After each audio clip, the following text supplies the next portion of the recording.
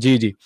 ਫਰੈਜ਼ਨੋ ਦਾ ਰੁੱਖ ਕਰਾਂਗੇ। ਫਰੈਜ਼ਨੋ ਤੋਂ ਬੜੀ ਮੰਦਭਾਗੀ ਇੱਕ ਖਬਰ ਆ ਰਹੀ ਹੈ। ਇੱਕ ਪੈਡੈਸਟਰੀਅਨ ਪੈਦਲ ਚੱਲਣ ਵਾਲਾ ਵਿਅਕਤੀ ਨੂੰ ਫਰੈਜ਼ਨੋ ਪੁਲਿਸ ਆਫਿਸਰ ਦੇ ਪੈਟਰੋਲ ਵਹੀਕਲ ਦੇ ਨਾਲ ਹਿੱਟ ਕਰਨ ਤੋਂ ਬਾਅਦ ਉਹਦੀ ਮੌਤ ਹੋ ਗਈ ਹੈ। ਇਹ ਮੰਦਭਾਗੀ ਘਟਨਾ ਸ਼ੀਲਡਸ ਐਵੀਨਿਊ ਤੇ ਬੌਂਡ ਸਟਰੀਟ ਦੇ ਉੱਤੇ ਵਾਪਰੀ ਹੈ। 7 ਵਜੇ ਦਾ ਸਮਾਂ ਦੱਸਿਆ ਗਿਆ।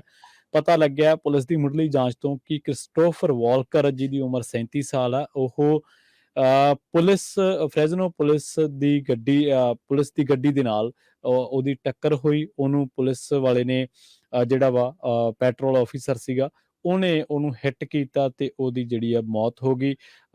ਜਿਹੜੇ ਫਰੈਜ਼ਨੋ ਪੁਲਿਸ ਦੇ ਅਧਿਕਾਰੀ ਨੇ, ਸੀਨੀਅਰ ਅਧਿਕਾਰੀ, ਉਹਨਾਂ ਦਾ ਕਹਿਣਾ ਕਿ ਮੌਸਮ ਖਰਾਬ ਸੀ, ਇਸ ਕਰਕੇ ਜਿਹੜੀ ਪੁਲਿਸ ਵਾਲਾ ਗੱਡੀ ਚਲਾ ਰਿਹਾ ਸੀ, ਉਹਨੂੰ ਇਹ ਪੈਡੈਸਟਰੀਅਨ ਵਾਲਕਰ ਨਹੀਂ ਸੀ ਦਿਸਿਆ ਤੇ ਇਸੇ ਕਰਕੇ ਜਿਹੜਾ ਇਹ ਹਾਦਸਾ, ਮੰਦਭਾਗਾ ਹਾਦਸਾ ਵਾਪਰ ਗਿਆ।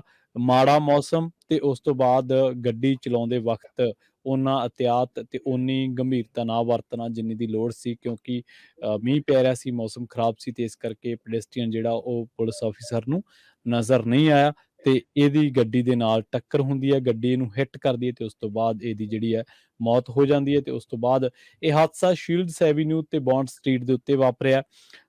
ਹਾਦਸੇ ਤੋਂ ਬਾਅਦ ਹਾਲਾਂਕਿ ਕ੍ਰਿਸਟੋਫਰ ਵਾਲਕਰ ਨੂੰ ਹਸਪਤਾਲ ਪਹੁੰਚਾਉਣ ਦਾ ਯਤਨ ਵੀ ਕੀਤਾ ਗਿਆ, ਪਰ ਜ਼ਖਮਾਂ ਦੀ ਤਾਬ ਨਾ ਝੱਲਦਿਆਂ ਕ੍ਰਿਸਟੋਫਰ ਵਾਲਕਰ ਜਿਹੜਾ ਉਹ ਇਸ ਹਾਦਸੇ ਤੋਂ ਬਾਅਦ ਉਹਦੀ ਮੌਤ ਹੋ ਗਈ ਹੈ। ਹਾਲੇ ਹੋਰ ਪਹਿਲੂਆਂ ਤੋਂ, ਪੱਖਾਂ ਤੋਂ ਇਸ ਹਾਦਸੇ ਦੀ ਜਿਹੜੀ ਜਾਂਚ ਆ ਉਹ ਕੀਤੀ ਜਾ ਰਹੀ ਹੈ।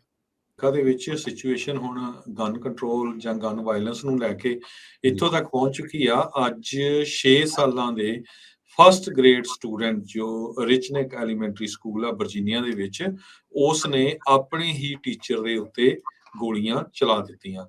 30 ਸਾਲਾਂ ਦਾ ਜਿਹੜਾ ਟੀਚਰ ਆ ਉਹ ਇਸ ਵੇਲੇ ਲਾਈਫ ਥ੍ਰੈਟਨਿੰਗ ਇੰਜਰੀਜ਼ ਦੇ ਨਾਲ ਆਪਣੀ ਜ਼ਿੰਦਗੀ ਲਈ ਲੜ ਰਿਹਾ ਹੈਗਾ ਆ ਇੱਕ ਹਸਪਤਾਲ ਦੇ ਵਿੱਚ। ਪੁਲਿਸ ਚੀਫ ਸਟੀਵ ਡ੍ਰਿਊ ਉਹਨਾਂ ਨੇ ਕਨਫਰਮ ਕੀਤਾ ਗੋਲੀ ਚਲਾਉਣ ਵਾਲਾ 6 ਸਾਲਾਂ ਦਾ ਪਹਿਲੇ ਗ੍ਰੇਡ ਦਾ ਸਟੂਡੈਂਟ ਸੀਗਾ, ਜਿਸ ਨੇ 5:30 ਦੇ ਉੱਤੇ ਵਰਜੀਨੀਆ ਦੇ ਵਿੱਚ ਗੋਲੀ ਚਲਾ ਦਿੱਤੀ। ਕਿਸੇ ਤਰ੍ਹਾਂ ਦਾ ਵੀ ਕੋਈ ਸਟੂਡੈਂਟ ਹੋਰ ਫੱਟੜ ਵਗੈਰਾ ਨਹੀਂ ਹੋਇਆ ਤੇ ਸ਼ੈਰਿਫ ਪੁਲਿਸ ਇਮੀਡੀਏਟਲੀ ਉਸ ਸਕੂਲ ਦੇ ਵਿੱਚ ਐਂਟਰ ਕਰ ਗਈ ਤੇ ਸਾਰੇ ਹੀ ਬੱਚਿਆਂ ਨੂੰ ਤੇ ਹੋਰ ਜਿਹੜੇ ਸਕੂਲ ਦੇ ਟੀਚਰ ਸੀ ਉਹਨਾਂ ਨੂੰ ਬਾਹਰ ਕੱਢ ਲਿਆ ਗਿਆ। ਨਿਊਪੋਰਟ ਦੇ ਮੇਅਰ ਫਿਲਿਪ ਜੋਨਸ ਨੇ ਇਹ ਕਿਹਾ ਵੀ ਇੱਕ ਬਹੁਤ ਲੰਮਾ ਦਿਨ ਸੀਗਾ ਨਿਊਪੋਰਟ ਜੋ ਟਾਊਨ ਆ ਉਹਦੇ ਸੰਬੰਧ ਦੇ ਵਿੱਚ, ਤੇ ਅਸੀਂ ਮੇਕ ਸ਼ੋਰ ਕਰਾਂਗੇ ਵੀ ਹਰ ਇੱਕ ਬੰਦਾ ਜਿਹੜਾ ਆ ਉਹ ਸੇਫ ਰਹੇ।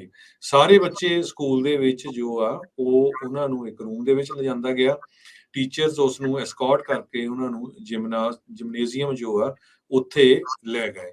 ਸੋ ਜਿਸ ਟੀਚਰ ਦੇ ਗੋਲੀ ਲੱਗੀ ਆ ਉਹ ਕਾਫੀ ਇਸ ਟਾਈਮ ਦੇ ਉੱਤੇ ਸੀਰੀਅਸ ਹੈਗਾ। ਨਿਊਪੋਰਟ ਨਿਊਜ਼ ਦੇ ਮੁਤਾਬਕ ਵਰਜੀਨੀਆ ਦਾ ਇਹ ਜਿਹੜਾ ਟਾਊਨ ਹੈਗਾ ਆ ਇਹਦੀ 1,85,000 ਦੇ ਕਰੀਬ ਪੋਪੂਲੇਸ਼ਨ ਹੈਗੀ ਆ। ਰਿਚਨੈਕ ਸਕੂਲ ਦੇ ਵਿੱਚ 550 ਦੇ ਕਰੀਬ ਬੱਚੇ ਪੜ੍ਹਦੇ ਹੈਗੇ ਆ।